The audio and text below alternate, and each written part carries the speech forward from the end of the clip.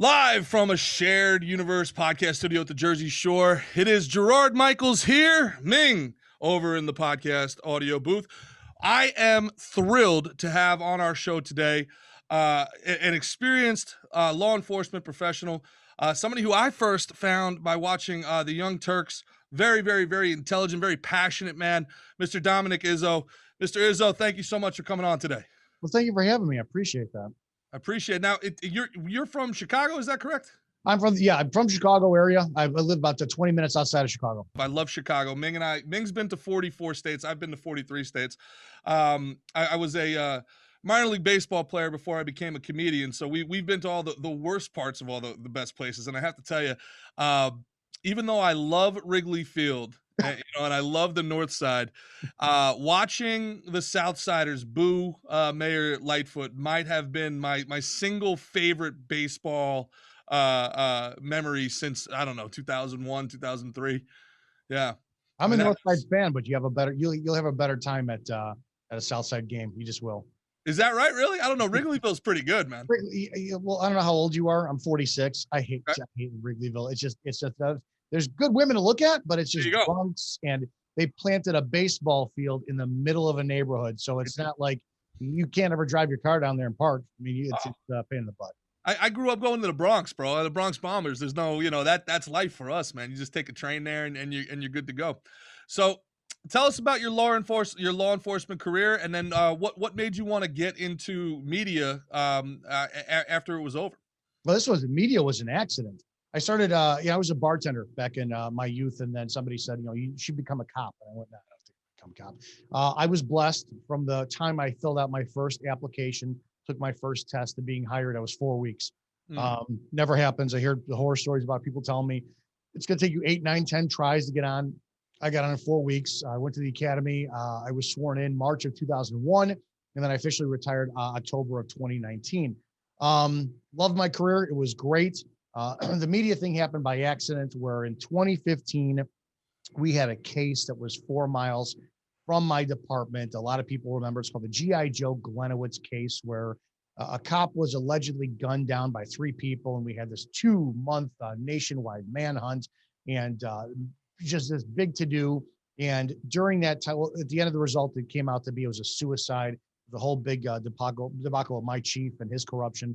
But during that, I was a little bit on Facebook, just a little bit. And I had a public figure page that I was just posting my thoughts or whatnot. So I picked up my camera one day, and I was in uniform in my personal car. And I thought, because of what had happened with Glenowitz's at the time, alleged murder, people in the community were stopping us more than ever. Officer, thank you for your service. I really appreciate what you're doing. Community was great. So it meant so much to me that I did a video, which is still out there. It's called What It Really Means When You Thank a Cop. 5-minute video, right? And just telling people how, in my viewpoint, when you thank me as a police officer, you're not thanking me for my service, but it's for me personally, it's a reminder that at your worst times, or even at your most petty times, right? My neighbor's having a barbecue and they're making too much noise. It's up to me when you call that I have to be the absolute best version of myself as a cop. Because how am I going to solve your problems if I'm mediocre that day? So you really have to rise to the next level if you're going to be a police officer and solve other people's problems. So next thing I know, that thing's got like 50,000 views on Facebook, 500,000 views. It's being shared across police forums all over the place. I did another video and another video. Suddenly I find myself like 80,000 followers on Facebook. And that's just how that whole thing started. People loved hearing what I had to say about law enforcement at the time. Mm-hmm. I just found that I had a real niche of saying what I felt and meant. And when I left law enforcement, all of a sudden the restrictions by the department policies, what I can and can't. That's what I was going to ask you next. Yeah. It seems like the department wants everybody to be very, very tight-lipped. It's only 1 or 2 people that are even permitted to have an opinion publicly, right? Yeah, that was a big problem for me, as my chief was very jealous of the attention I was getting. It caused a lot of problems between him and I. Next thing you know, I'm being asked to be in documentaries, and he was irritated. But hey, it's where I got me today. Well, that's a good part into our segue into. So what I like to do in Antagonistic America is I like to be upfront about biases. I think one of the things that we can start doing in America, especially American media, is I don't care if you're left wing. I don't care if you're right wing. Just admit it. Just admit your bias. This way I can trust you because I understand where you're coming from. And even if I disagree with you, I can try to formulate some avenue where we can connect and find common ground. So you One of basically the want a civil discourse, is what you're saying. I do. I know it's an How, antiquated how, idea. how mature of you. Yeah, which is, and I'm not a mature guy. Somebody should have done this beforehand because otherwise, what happens when you have people, and I attack the left all the time, so people think I'm on the right, but I'm a very proud radical centrist. I'm a libertarian, but So I yeah. hate what the left has become. I hate it. I hate the tactics that they employ, and I'm not going to sit here and say, well, what about the right? Well, when the right was doing it, listen. I was marching against the right when No Blood for Oil, when Dick Cheney and Donald Rumsfeld were in the Bush administration. Now Dick Cheney is Team Biden. How come you're not calling that? So anyway, I'm getting here. I go, big. When I start rambling, you're supposed to bring me back. So anyway, long story short, admitting biases is going to do a huge thing for this country. If I can help normalize this in any way, this way CNN is not trying to present its opinion as some sort of objective truth. No, this is how we feel from the left. And then that I can understand this is your perspective and form my own opinion. The people have an instinct when we feel like we're being lied to, when we feel like we're being manipulated. This is something I think law enforcement has struggled with, particularly with what you've said. Now, I have a lot of friends in law enforcement. I've got family members in law enforcement at the federal, state, and local levels. My opinion of how we enforce the law is pretty controversial. I'll be honest with you. I don't think I don't think that the way that the law enforcement how do I say this correctly? I don't think the agencies are concerned. You said something very salient about being your best, being the best version of yourself. You also have to be the type of person that is capable of being the best version of yourself in those high pressure situations, because the cliche is you're always being called to see someone on the worst moment, the worst time of their life. So you have to be the best version of yourself while you're interacting with the worst version of somebody else. What I have seen and what I have heard, to paraphrase a good friend of mine who's a state trooper here in Jersey, who's 20 years on, he says, Gerard, when I first came on the force and I walked into the locker room, I saw the football team. And everybody was in there. They can handle themselves in one-on-one situations. They could be calm in a tough situation because they had been in fights themselves growing up. They had been in conflicts. He said, by the time I'm ready to retire, it's to use his words, he says it's the marching band. Now he has very strong opinions as far as quotas and politics, getting into policing, but you could pull it up for me, Ming, if you don't mind. The perfect example of what I'm talking about is forget race, but you can't in 2021 America. There was a cop who killed an innocent, unarmed black man in Brooklyn. I want to say about 3 years ago. He was a police officer of Asian descent. I don't know of which nationality, but the gentleman in Brooklyn had his bags. He just had grocery bags, and he was turning around, and he got shot in front of his own apartment. I mean, in America, you shouldn't die. Akai Gurley, that's who it was. You shouldn't die bringing groceries into your own apartment in the United States of America. And then it turns out that the police officer had been turned away for psychological reasons by 3 or 4 other departments before he came on to the New York City Police Department. So I understand that I've been speaking for a long time here. Forgive me. One, is that anecdote that I just discussed to you, is that the reality of the situation as you see it? 2, how do you think it became that way? 3, what do we do now that that's the reality, if it is the reality? Were you hoping for any an opposing discussion today? Because from what it sounds like, you're really not going to get it from me.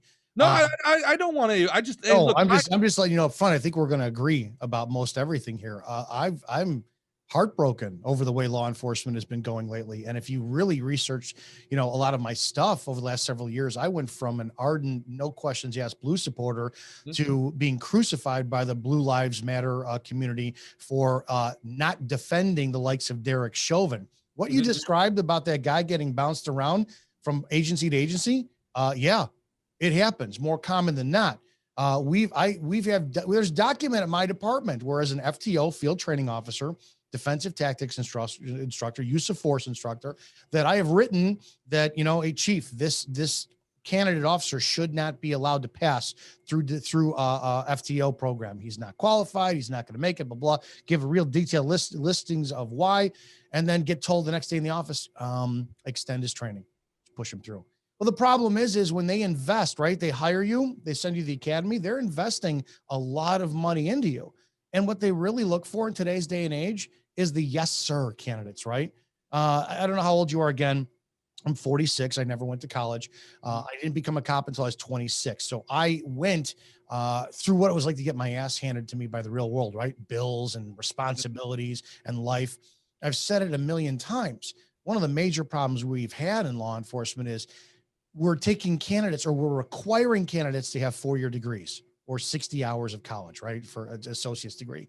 And still, would you want a 21-year-old boy in a uniform showing up at your home to investigate a domestic because your neighbors heard you and your spouse arguing too loud? What life experience does this person have? Yeah. I'm gonna jump into the shooting that just happened in Minnesota just on Sunday. Oh God. I was blown away, not only at the abhorrent tactics that were used, because I'm sexist, number one. I have worked with many, but I don't think females should be police officers. I really don't. And I'm seeing more of that lately. I know this could get a lot of hate from me. There's a time and a place, but for the most part, what you saw was a product of dumbing down of training and standards to where you saw a scared woman who was too afraid to go hands-on with somebody, who couldn't tell the difference between a taser and a pistol. And I broke down. Can't make that mistake.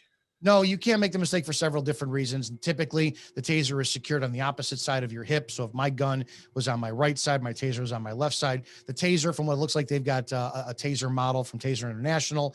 It's a shorter handle, so it doesn't even sit flush in your hand, meaning that where your hand extends out by your pinky finger, the taser wouldn't even fit like in the middle of your hand. It has I'm a gun enthusiast. The weight doesn't feel anything the same. No, the weight doesn't. You actually have to engage the safety, which is on the thumb side of, what would be a gun slide on the taser. There's just too much stuff there. And then for the chief, that's the chief of police, right? Chief of police who comes on and says it was an accidental shooting. I don't know what an accidental shooting is. Now we have negligent shootings, but I've never heard of an accidental shooting. It's just the whole thing from start to finish is showing that standards are going down. But the problem we have in law enforcement is, especially and the Derek Chauvin, all you have to do is look at my content to see the example. A year ago, everybody and their mother condemned Derek Chauvin. Black, white, Muslim, Christian, cop, non-cop, didn't make a difference. Today, all you have to do is go on to law enforcement today, law officer, police one, anything on social media, and look at the comments of people who are justifying the terrible human being that George Floyd was, and not condemning the actions of what Derek Chauvin did. Right. So we have a very, very, very serious problem in law enforcement right now, and it's failure to condemn the bad actions of police. Well, you've brought up more of a societal issue because you see the same thing on a lesser on less grave consequences. But the teachers union is doing the same thing, circling the wagons around not opening the schools. At some point in the last year and a half, America has been completely and totally hijacked by special interest groups, and these unions are special interest groups. So they're circling around Derek Chauvin. Now I think probably they're feeling qualified immunity being taken away from them as something that they need to push back against. I have friends that said that if qualified immunity gets taken away, they're going to quit. You know what? I used to argue with that too. Here's my view. Now, I was certified as a police officer. I spent 3 months in the academy, 3 months on field training, 2 weeks on shadow, and then another, my probation was 18 months total, right? Where they could bounce you for any reason. My sister has her license for cutting hair. She had to go to an academy for hair for 8 months. Excuse me, 11 months. I know. 40 hours a week, right? That's 8 hours a day, full-time job. That's a license. Now, there's a difference between license and certification. The reason why they have certifications or that license is, well, my sister has to have insurance. I didn't as a cop. I honestly think today's day and age, now there's two sides to this argument because I'll hold the civilians as accountable too on this because it is a relationship. But if we're going to start with the police, we'll start with the police. I do think that maybe you should start with insurance for police and then say, just like a moving violation, you get 3 a year. We're going to drop you from your insurance. You can't be a cop anymore. Maybe, just maybe, it would have cops start thinking about whether or not, hey, you know what? How much? Okay, this isn't it. What call are we going to? A guy accused of passing a fake $20 bill. Maybe they would have walked up and said, "Hey, George, what's going on today, man? What do you get? Yeah, the clerk in there is kind of kooky. He said he passed. Do you have the $20 bill on you? All right, let's check it out." Maybe they would have handled the situation a completely different, and they would have looked at things differently. There's so much problem right now that I think that you need to start taking away from what cops can enforce. Go back to the Constitution. I'm anti-war on drugs. I think it's the worst thing in the planet. There are 100% quotas. They're called performance evaluations. There are quotas. There are 100% there are. And policing has gone to profit. And you know what I'm going to tell you too? As a 26-year-old guy, when I got that badge, you feel invincible. Yeah. Invincible. So there's I think we need to have psych tests every 5 years. I think we need to relook at cops every 5 years and talk about, they need to be evaluated more and more. And the onus isn't solely on them, but if we're going to sit there and say that they're shooting unarmed blacks for no reason, they're doing this, then we need to start removing what the cause of these problems are. And a lot of it is what they're enforcing, and then B, what the expectations on them are. That's a great answer. I will play devil's advocate and push back on one aspect of that. The idea of personal insurance. All right. We've seen that in medicine, and that is the education cost and malpractice insurance are the single driving factors of why our healthcare system is so unaffordable. Malpractice insurance is through the roof, to the point where some people are paying upwards of $10,000, $12,000, $13,000 a month just in malpractice insurance. Yeah. So if you have now, doctors are very well paid, and now. So are you looking at a situation? You don't have an HMO for cops. No, you don't have a single payer system for police officers. So if you're an everyday patrolman, let's say you're a New York City cop. In New York City, I believe opening salary New York City cop is like $45,000. So you're gonna go walking around Harlem. You're gonna go uptown for $45,000, and they're gonna make you pay $6,000 of that out of pocket. Like, I think you're gonna run into a situation where if these towns can pay out millions and millions and millions of dollars to frivolous lawsuits, so however much they paid, I don't think they should, though. That's my point. So switch that up. So instead of you paying out millions and millions of dollars, funnel that back into police salary, because it's going to be coming out of the cop's pocket if he winds up suing. That's what he pays insurance for. Do you think the idea of tiered policing is something that it's more of a European model, where you're everyday, like you mentioned that you don't think females are capable of doing the job as well as men are. I'm sure that is going physicality to only. Physicality. I don't think two women could take you into custody. I don't. They would struggle. If I didn't want them to, they would have to use lethal force. 100%. So that's my point. And there in New York and New Jersey, there are no laws I can break that justify lethal force. There is no death penalty in New York or New Jersey. I could kill somebody, and by law, I should not be killed. By law, I could spend the rest of my life in jail, but I should not be killed. The aspect for the lethal force is just, what are you doing to evade arrest? And I heard your statement on it, which makes sense, but it's just the justification for lethal force being used is you may have committed, I don't care, you stole a Snickers bar from the local grocery store, but you don't want to be fined or arrested. So you could attempt to use a firearm, I don't know, pick up a bike and try to kill a cop with it or whatever. So the lethal force that they use is where you are trying to prevent your arrest by using lethal force on them. You don't think a rubber bullet has enough stopping power? No, to be honest, there's a lot of times where it's just like the taser. Here's why I hate the taser, right? Because the taser was, if you ever saw the promo video for the taser, it was used on Hans Marrero. Hans Marrero is this Marine who's just, he's jacked. and the video is of him, and it's like this black light, and he's all in shadows, and you got one guy in front of Hans, and he's punching him. I mean, literally punching him in the chest, stomach, throat. Hans isn't going down. He's this United States Marine that's unstoppable. Then they light him up with the taser. He doesn't move. So what happened is we all got it, right? And then we all got tased with it. They would shoot you with it for 5 seconds, and it was a controlled environment. They shoot you in your back, and it's used. It's most effective in your biggest muscle group. So that's your back, right? And we're all like, "Whoa, this thing's amazing and effective." But they didn't take into account Chicago area, February, 2:00 in the morning, low light conditions, adrenaline dump, 2, 3, 4 layers of coats. A drunk who just isn't incapacitated, but somebody who's heavier because of the less body or more body fat you have on. So I guess my point is that it's a tool that doesn't have 100% effectiveness. Neither does a pistol. So where we do agree, almost 20 years in law enforcement. And yes, I've had my gun pulled several times. I've had my finger on the trigger once or twice, never had to pull it. But you know what, man? And I love to fight. I love to, but I could talk anybody into handcuffs. Yeah. So when it comes down to stuff like what I saw with George Floyd or the Wendy's. Oh my God. I was about to say that guy died because he won a fight. No. That poor man. Yes, you are. Yes. He died. But how do you get your ass kicked by a drunk guy? He won because the cop was embarrassed. He got hit. Yeah. He died. Excuse me. He died because that cop's pride was hurt. That's 100% correct. 100%. But you get the law enforcement community. Oh no, it's justified. He was pointing a taser at him, and the taser could have incapacitated him. He could have taken his gun.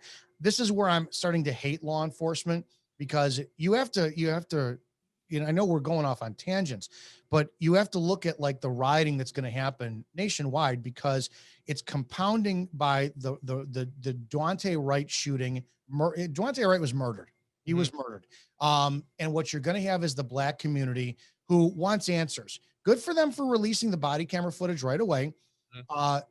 Shame on the police department for saying this was an accident.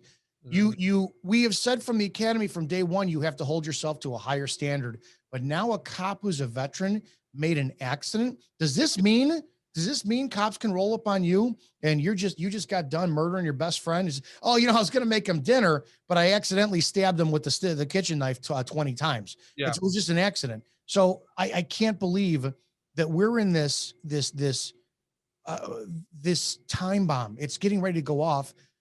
Chauvin, they're 9.5 minutes kneeling or even smiling. Oh God, there's zero justification. All you have to do is look on the timelines from my social media and watch people argue with me. Oh, I have. And blows me away. You're not. And the interesting thing about it is, I find the dichotomy of, everybody has to pick a side, and it's wherever your gang is that the gang says be here, gang says be there. The same people that are justifying Derek Chauvin and want to explain away Breonna Taylor as well, her boyfriend was a drug dealer. Nobody knows anything about Duncan Lemp. Duncan Lemp, for people that don't know, you talk about, something pretty insidious. He was a writer. He embarrassed, I believe it was DC. If you want to pull up Duncan Lemp, Ming, he was exposing corruption. And the next thing you know, they threw flashbangs into a no-knock raid because a neighbor called and said they smelt weed, and he was shot and burnt to death in his own bed.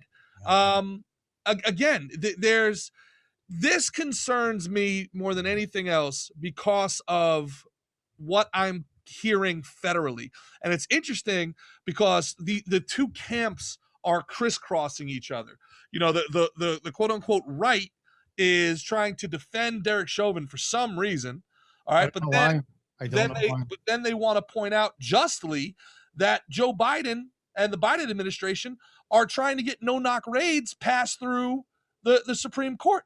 And then you have the left over here calling for the defunding of the police, while at the same time essentially trying to get the Supreme Court to allow them to weaponize the police as a political instrument. I'm going to tell you flat out, the end of America is going to come through the American police officer. The American police officer is becoming the domestic terrorist. They really are. you saw 2020. And I remember, this is my You're beloved. winning no fans in this podcast. No, None. I really don't care, because people need to start waking up, because Yeah. what you saw in 2020, now you have to remember, I loved being a cop. I think that there is a majority of them who do a fantastic job. It's just unfortunately the ones that make the news. You look at 2020, and it showed us that police will willingly stand down and let your cities and towns burn. They'll let your businesses be destroyed. They'll let the little old ladies who are Asian ladies get beat up by looters. But when it comes down to enforcing masks, they'll arrest you. They'll harass you. Orders. I just posted, somebody tagged me in a former police officer's post, and they, brought up this conversation about back in the blue. And she went on this whole big narrative in her comments saying, yes, I do back the blue, because and I'm paraphrasing, when you have a job that your family's dependent upon for income, mortgage, car payments, blah, blah, blah, blah. And yeah, you have a couple bad apples and your command staff may do some things you don't agree with. And she said, what are you supposed to do? Stand up for what you believe in and quit your job, or your family's going to suffer? 100%. You're supposed to stand up because you swore an oath. So I'm going to tell you flat out, America is still closed because people are afraid of the police officers. That's it. Their businesses would open. They wouldn't care about masks. They would live their lives, all this stuff. And it's a different topic, but the American police officer. The same topic.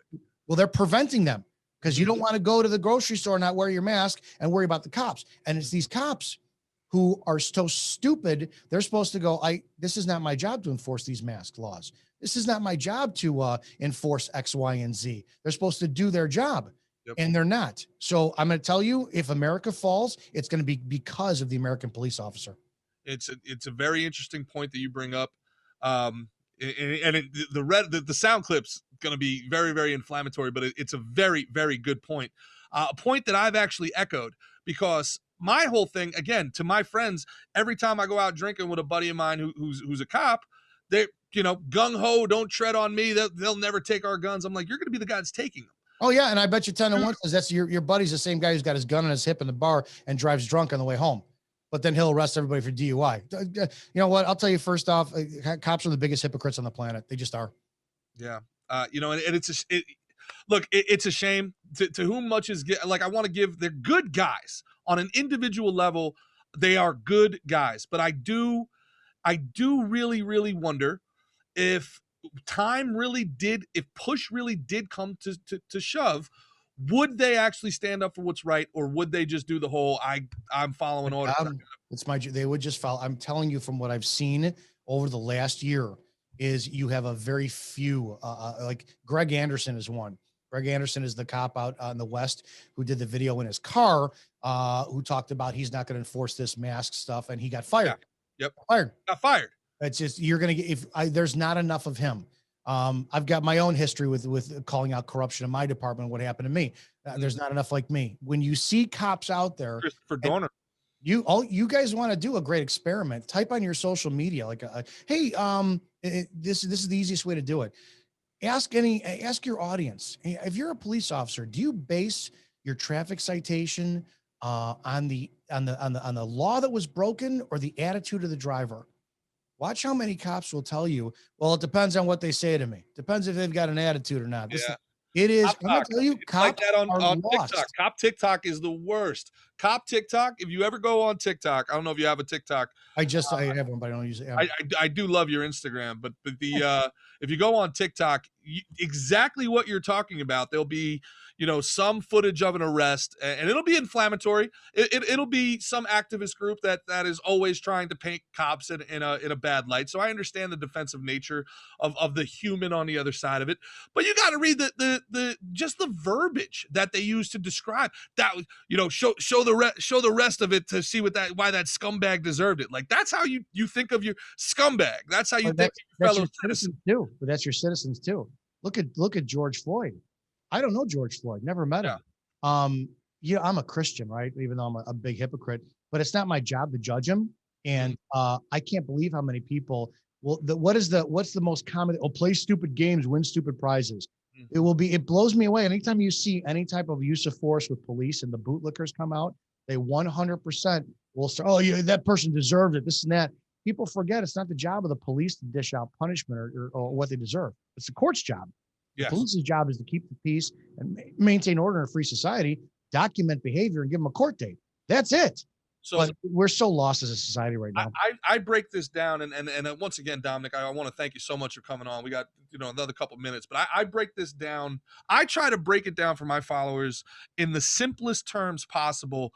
I started as a Democrat, then I became a Republican. I worked in Governor Christie's administration, and I said, you know what, I'm not a Republican. And that's how I ended up as a libertarian. And even now, I still have trouble with the party aspect of it, right? So I try to break down my thinking as my utopia is a complete volunteer society as much as possible. If I were ruler for a day, I'd have one rule, and it would be do no harm. All right, and everything would be arbitrated off of that. The idea, all right, of creating any sort of law, and this is what bothers me most about today's Democratic Party, is everything that they want to do as they move towards socialism, and we do not in our school system, because it's the employees of the school system are prevalently socialists. The totalitarian aspect, the totalitarian nature of that system isn't explained. So I try to explain it as, if I don't want to buy McDonald's, this is capitalism. If I don't like LeBron James lecturing me on social justice while wearing merch made by literal slaves, I have the option to not buy Nike. All right. There's no punitive damages for not consuming that product. Okay. If the government decides that after a year and a half in lockdown, our money is best used to give Raytheon a $250 million contract and drop bombs on people 6,000 miles from my home, instead of giving everybody who they shut down the bailout of their own tax dollars back that they need, I cannot opt out of paying the government. So what the government then does is it sends men with guns to my house to kidnap me. And if I reject being kidnapped, they are authorized to use lethal force.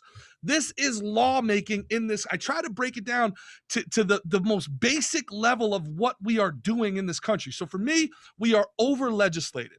More laws means more interactions with police officers. That's number one. All right. Number two, the social justice movement is killing people. People are dying because of, like you said, there are certain quotas that need to be hit. As opposed to being merit-based, the best person for this job, we have to hit these numbers. And there's financial incentive. People don't understand this is how government works. If 20% of your employees are X, you get more access to government funding. So there's financial incentives behind literally not hiring the best people. We are incentivizing bad hiring practices. So you have these two storms of inequality capturing each other, where you're incentivizing bad hiring practices and you're putting more opportunities for these bad employees to interact with normal everyday citizens, like you said. And I guess for me, somebody that loves America, somebody that loves it here, somebody that appreciates it, somebody that has this perspective, what can we do to kind of stem this tide and turn it around, Dominic? What can we do to get, the back the blue and the don't tread on me stickers should never be on the same truck, but that team, versus, team socialism. And that's another thing. It just, none of this makes any sense to me at all, because now we talked about it, Ming and I, 2 episodes ago. Colin Kaepernick, everybody gets mad at him for taking a knee. I'm like, all right, I don't like it, but whatever. Doesn't bother me. But then he comes out and he's supporting Fidel Castro and communism. I'm like, I don't think you understand what state violence is, bro. You just answered your own question. What we could do, we can educate ourselves, and we're stupid. We're a very lazy and easily incentivized community where you just pump in, oh, look, here's a nice shiny object, I'm going to go focus on that. And we give the keys to our kingdom to our government elected officials and just say, they're going to run everything fine. Listen, I don't hate law enforcement, but I have to be so inflammatory my words that hopefully some cop out there will hear this and go, oh, I hate that Izzo guy, he's talking all this stuff, but wait a minute, I really, enforcing these mask laws aren't in my constitution. Stopping this kid for weed, maybe how does that benefit me? I'm hoping they wake up. That's it. But I'm hoping the American people wake up, because the one thing that everybody who's supporting this, oh, I back the blue no matter what they just don't realize is you're a number. And when they come to your house, they're going to be kneeling on your neck for 9.5 minutes, and you just don't get it. So it's coming.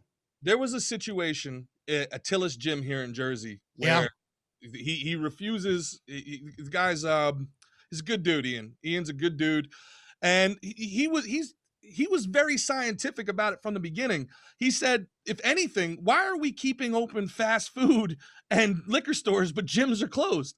You know, the 80% of all people, 80% of all mortalities were obese, but we're keeping fast food and liquor stores open. So from the beginning, he challenged the science. He didn't challenge the system. He challenged the science. And it was completely and totally wrong what Phil Murphy did to him. So the local police officer in Belmar refused to cite him. He did what you're talking about. So what Phil Murphy did is went above his head and he sent the state police out there, and the state police shut him down. And I believe, if I'm correct, that police officer got knocked down. That police officer got sent to death. Punishments are ridiculous. They do everything from screw with your schedule to hey, you misspelled a word in a report, write it all over again. And if you get through, we're going to suspend you for that. It's ridiculous the amount of power that law enforcement agencies have to punish their own. So cops are really stuck in a rock and hard place. Unions are useless. The unions are useless. That was my question. I was the union president. Unions are useless. They're useless. But I'm going to tell you, I use this example all the time for both citizens and the cops. The Simpsons, when the episode where Homer's on the board meeting and Mr. Burns is asking him for how to boost morale, and Homer comes up with, we could use more tartar sauce on, Fish Stick Fridays or whatever. And Mr. Burns, seeing the simplest solution is keeping tartar sauce to keep them happy. Let the fools have their tartar sauce. It's the same thing. So how do you keep your cops happy? Yeah. You guarantee that they get a paycheck when 2 million Americans are out of work. It's just how it goes. It's such an important conversation. It's such an important discussion, because really, when it comes down to it, no matter how evil the politicians we are, and I think, unfortunately, we have found ourselves in a vortex where there's a complete lack of leadership, and the leadership we do have is not the leadership we should have. And that can be mitigated on the ground floor. They can do whatever they want. They can chomp, but the police, the law enforcement at the local level, that's the teeth. Local, state, can you imagine? Picture every governor who kept their state locked down in 2020. If you had the state police, local police just say, no, not our job. And you had citizens go outside and protest outside of the governor's mansion, outside of City Hall, whatever it is, you wouldn't have a problem. How do we protect the cops that want to do that? Because there's a lot of cops that would want to do that. But like you said, if the union can't protect them, I mean, what can we do to empower people trying to do the right thing? I wish I had that answer. I don't have it yet, because cops are they're crab in the bucket.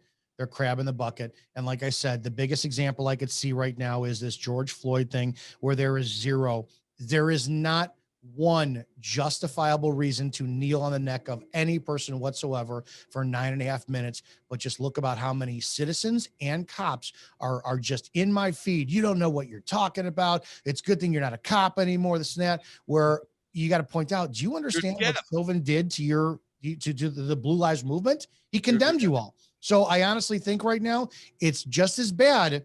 They're just as bad as liberals, the black community liberals, and everybody else who is, they just shoot us because I'm black. Well, it's the same thing. Well, we have to do our job because we're blue. So both sides, you said it. You're right. Both sides they just want their team to be right and win. That's all it is. They're brainwashed. Same team at the end of the day. Mm-hmm. It frustrates me, man. It really does. We've talked about a lot of really, really, really poignant topics, and I really appreciate your perspective on this. I think more than anything else, I think really what people, the listeners, will be able to appreciate is it's very clear you've thought about this and that you care about this. I love the profession. It's just going the wrong way. Mm-hmm. And somehow it's still better than I think drones and AI are going to be. If people don't wake up, it's what's going to happen. And to be honest, when I was a kid in grammar school, I always wondered, how could 6 million Jews be overtaken by just a few thousand German soldiers? Right? This is how you're seeing it in action. Mm-hmm. You're seeing it here in America right now. So don't, it's your fault as an American citizen when you wake up one day and you're thin blue line, just doing what they're told. Yep. And it's just, so this is history repeating itself. I'd love to see that conversation between you and Sank Erger. Sank, he's team Sank is and that whole group over there, they are team deplatform. And for me, the deplatforming is very, very dangerous because I see it as a dry run for genocide. Oh God. Yeah, I'm going to tell you too, out of all of them, excluding yourself, I did 2 interviews with the Young Turks, and they both were straight shooters before the camera was rolling and afterwards. And they were not like anybody else. They told me off the bat, hey, we're going to disagree. We think your views are crazy. And I was like, and you could see in each interview, I'm smiling as the camera's rolling because I'm like, thank God somebody had the balls to tell me up front what they were thinking. Just like you had said at the beginning of your show. It really does bother me because the conversations that I had with both of them off air were awesome. It's just on air personalities take over, and that's where you see the theatrics and everything. So it's the team mentality. It's the team mentality, man. You have to be wrong. I have to be right. Okay. Yeah. Yeah. And, the deplatforming really bothers me. The deplatforming, how everybody was just okay with it, really bothered me. And then, how everybody then, especially on the left, turned around and used that libertarian argument. Well, they're a private entity. It's like, yeah, kind of, not really, but it's not necessarily that they shouldn't. It should be. We have lost the difference between what you should and shouldn't do and what is and isn't illegal. That's a delineation. So much of what we do every day now in our culture and in our zeitgeist is court of public opinion. Right? There's no more due process. I'm not saying Facebook shouldn't be allowed to deplatform me. I'm saying they shouldn't have done it ethically. It's a completely different argument that we're having. And the fact that people are okay with such a very obvious double standard leads me to believe, and I hope it doesn't lead other people that are thinking much, much worse things like AOC with her re-education nonsense, that, hey, out of sight, out of mind. Out of sight, out of mind. Yes. How many people have you followed? Like Joe Biggs is a big one. Joe Biggs had one of the biggest followings, in social media, and he had a strong voice. How many times did you platform him? And then you got to remind yourself, oh my God, Joe Biggs is still out there. It's like, how many people out there are like that? And what did they do to him? They screwed him over. But how many other people are like that where, the government keeps an eye on you. You got a voice, this and that. And then we're going to deplatform you. And then we're going to make an example out of you. It's just, I went from $5,000 a month automatic on my Facebook to Kaputsky, all because I posted links to an article that was false news that has since long been proven true. They didn't like me, correlating the Wuhan as a comedian. I thought it was hilarious that everybody was saying that this disease that crippled the world came from, some lunatic eating a bat. I was like, there's no way. Isn't that scary that when you really think about it, the last true form of free speech is stand-up comedy. It's the last form. It has been under the They're coming for it. There are some of the funniest people on earth that nobody is ever going to hear about because they speak the company line. Yep. I've been told straight up by bookers and clubs, they're like, they're like, we don't mind that you don't do our politics, but then just don't do any politics. And I'm like, what? Like, you know what I'm saying? Like, there's one dude I have to give a ton of credit. And there we go, Ming. This is 10 straight episodes of me giving a plug to somebody who will never give me a plug back. But there's a guy that I came up with at the New York Comedy Club, Andrew Schultz. He just has a new special out on Netflix. Amazing comedian, tough, convicted. He stuck to his guns. And I was at a club with him one night, and the booker said, straight up, just purple haired, vindictive. She waited 20 years to have power, this woman. And now that she has power, boy, oh boy, and look, maybe she went through some really rough shit. You hear stories about the 80s. A lot of what is happening in our society is an overcorrection. I don't think anybody can look at what Richard Dawson did to women on Family Feud and not think Me Too is a real thing. I grew up with that. I grew up with it. It was an honor to get kissed by him if you were a female. Love of God. You know what I say all the time? If the Dean Martin roasts were around today, no way, his head would explode. Don Rickles is my favorite comedian of all time. Don Rickles, dear God, his relationships with blacks, with Jews, with Christians, No way. Couldn't happen today. And they loved him. Yes. It was a different time. We also grew up. That's how you spoke to people that you loved. Mm-hmm. That's how you spoke. Like, oh man. But in comedy specifically, what bothers me is what Phil Hunt, great comedian from the Apollo, who again probably is they're never gonna reach down and pick him because he's got too much to say that they don't want to hear. Phil calls it agree with me comedy. And he says it's not comedy. These people say jokes so that the people in the crowd go, oh, yes, he's one of us. We're going to laugh at anything he says. And then you go outside, you go to the real country, you go to real America where we are so conditioned to think because we live and work in cities that everybody's this far left socialist. You get 5 minutes outside the city. And even people that are Democrats are like, my God, what's wrong with this guy? White people aren't evil. Like, what the hell? Like, it's insane. We're living in two different realities at this point. So, this hit Ming. I went on a tangent, Ming. All I have to say is, you know what? One of my idols growing up was George Carlin. There's a lot of our idols. And if he were alive today, all of us would be paying $5,000 for the nosebleed sections, right? And it would literally, his whole set would be, ladies and gentlemen, Mr. George Carlin. He would come out. He would simply say, I told you so. That's right. Walk off stage. Patrice O'Neal, same way, man. Patrice O'Neal, God rest him. Yes, he died way too young. So, Dominic, before I let you go, and before I give you your plugs, fix it for us, man. Give me. Go back to the Constitution. Go back to the Constitution. End of story. Stop policing for profit. Simply go back to the Constitution. But it's just it's not a money making scheme that way. I've talked a million times when I ran for sheriff out here in Chicago. I've said that the systemic racism does exist. It exists in Democrat cities where jailing for profit. You break down the school system. You breed uneducated kids. You remove all opportunities for jobs. You put crime on the street. You create crimes to put black bodies in jails. Black bodies are in jails that wind up perpetuating whatever vendors have their contracts with the jails. And then you wind up creating programs to put those black bodies in so that people have jobs for the county. 100% that it exists that way. Problem is, a lot of cops are too stupid to realize they're the pawns in this whole thing. And they're the ones who are the easiest ones to go, the police are the problem.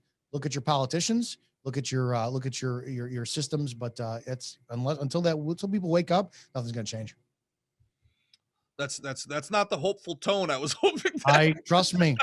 I wish it was different, but until we start, there's a ton of things. Until we start, raising the age for cops to be 30, hiring more car salesmen, bartenders, people who could talk to people for a living, nothing's going to change. I just watched a video. I don't even think people should be allowed to go to college until 25. No, I don't think no. Live life before you even know what you want to do with it. No, there's too many cops out there with hard-ons for power. At one time, I was one of them. I understood it. But and I saw what I did, and I'm like, my God, how many lives did I ruin for arresting somebody with weed in their pocket? But I was all about making that meeting my department monthly, quota. So it is what it is. But hopefully things will change. I don't know if they will. Do you think the camera was a good thing or a bad thing? Camera should be 24/7 nonstop. You know what they need to do? When I said I wanted this bad, somebody needs to come up with the technology, right? You get your Facebook page, XYZ Police Department, and every officer is featured on there. You can click on them and see a bio, and then boom, every night you can, because we all love watching, Netflix, everything else, right? You get to watch your cop nonstop for their entire 8, 10, 12-hour shift. That's a bad idea. Live. That's a bad idea. Oh, it's a great idea. Because you know what? You just talked about the cop with the heart on who's going to go beating people up. Thinking he's a movie star. Now you solve a problem. Now you solve a problem because you not only get to see how shitty the citizens are, but you get to see how the cops are, right? So yeah, maybe you get to see the reality of it. I pull somebody over for violating a stop sign. And then I go up and say, miss, you have your license on? I'll go F yourself, you police officer. I go back to my car, get in my car. Oh, that friggin' can't understand normal thinking. And then you write him a ticket. Now the public is, oh man, did he write her a ticket because of her attitude? Yeah. Stop sign. You get to see the reality of the interaction and the relationship. So the cameras, the only way to make the cameras work, nonstop recording, live stream 24/7 audio and video. And until people Devil's advocate on 2 points there. Devil's advocate on 2 points. The arbitrary nature of those stops is what drives people insane about police officers. Of course. Now, I could get pulled over and somebody else gets a warning, and then I get the ticket, that's when the MNF you effing pig comes Yes. out. You know what I'm saying? That the arbitrary nature of these stops, Yes. and that's what's the biggest problem with America. Our culture feels like there's double standards right now. Black Remove people feel like discretion. the culture's against them. White people feel like they're blamed for everything. There, when there is no objectivity, there is no law and order. Where people don't know. Look, is the speed limit 65 or is it 75? Just tell me. Let me ask you a question. If I stop you and you're doing 75 and a 50, and I say, hey, sir, would you do me a favor? Can you slow down, please? Did I do my job? Yes. Did I address the issue? Sure did. What's the point of me giving you a ticket? I don't think there should even be speed limits. That's how crazy I am. Well, Me driving 75 is safer than my grandma driving 55. It's arbitrary. It's 100% punitive, and you'll hear cops again. I said, post this up on your social media, ask about tickets. You'll hear cops. Well, I'm trying to teach them a lesson. It's not your job to teach them a lesson. Exactly. Well, what those cops also tell me though is that the cameras cause more violent interactions, because if they smelled weed and they pulled somebody over, they would normally have the kid throw it in the sewer and give them a talking to, put the fear of God into them, and then move on. But now that the camera's on, they have to arrest them. That's your department. You should flat out be able to say, listen, it's a leaf. I'm throwing in the sewer. End of story. I agree. I agree with that nature. We've done it. I mean, my last year on, I got written up so many times because I wouldn't write tickets. So now, but yeah, your department's, because now you got to catalog it. So everything is you either go one way, you get the hyper cops who they got to arrest and pull over everything, or the cops like me towards the end of my career, like, hey, you were doing 55 and a 30. Do me a favor, slow down, man. But if you get a memo the next day, camera on at that point, could you let them go? You got discretion. That was 100% a real thing. I pulled somebody over for doing 57 and a 30. Did you have a camera at that point? 100%. We had cameras, everything. So because they were trying to find a reason, to ding me up towards the end of my career. Yeah. So I get a memo about a week later, said, explain to me. It's from my deputy chief. Explain to me why on this date, this P number for the stop, you failed to arrest somebody for a Class C misdemeanor for excessive speed, blah, blah, blah. I simply wrote a memo back. Dear so-and-so, the reason I failed to do this, officer discretion. Respectfully, Officer Izzo, number 501. That's it. But you know what? But here's the problem. I was not married. I have no kids, right? I didn't give a rat's ass about what happened in my career because I had backup. Right. So the thing was for me is I could stand up for my department, or to my departments. I could. I had no problem. And they hated it. They hated it. So and trust me, they went to war with me. Ultimately, for a time being, they won. 3 years later, I won. But the point is when you have wife and kids and this and that, you're going to get a bunch of yes, sir. Oh, yes, sir. I'll do this. And they do. I tell you, what scares me most about this conversation, Dominick, and I really, really, really love this, and I hope we do it again. Thank you so much for taking the time with me today, man. I hear the same exact things coming from members of our military. People that talk to me that are in our military say the exact same things.